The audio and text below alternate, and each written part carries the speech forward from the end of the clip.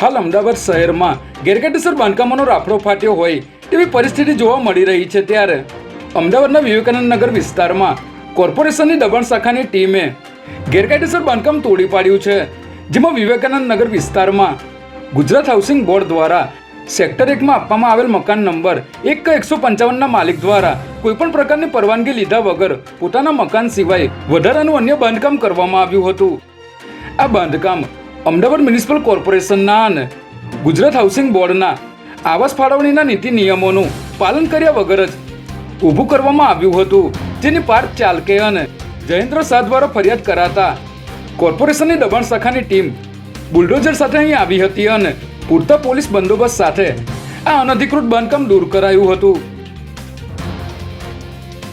અમદાવાદમાં આગામી ભગવાન જગન્નાથની રથયાત્રા અનુસંધાને અમદાવાદ શહેર પોલીસ કમિશનરની સૂચનાથી કાલુપુર પોલીસ સ્ટેશન વિસ્તારમાં કાયદો અને વ્યવસ્થાની સ્થિતિ જળવાઈ રહે તે માટે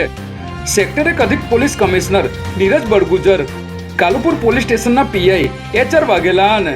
શહેર કોટડા પોલીસ સ્ટેશનના પીઆઈ MD ચંદાવાડિયાની ઉપસ્થિતિમાં કાલુપુર 5 કુવા કાપડ મહાજન હોલ ખાતે શાંતિ સમિતિની મીટિંગનું આયોજન કરવામાં આવ્યું હતું, જેમાં કાલુપુર તેમજ શહેર કોટડા પોલીસ સ્ટેશન વિસ્તારના શાંતિ સમિતિના સભ્યો અને હિન્દુ મુસ્લિમ સમાજના આગેવાનો હાજર રહ્યા હતા।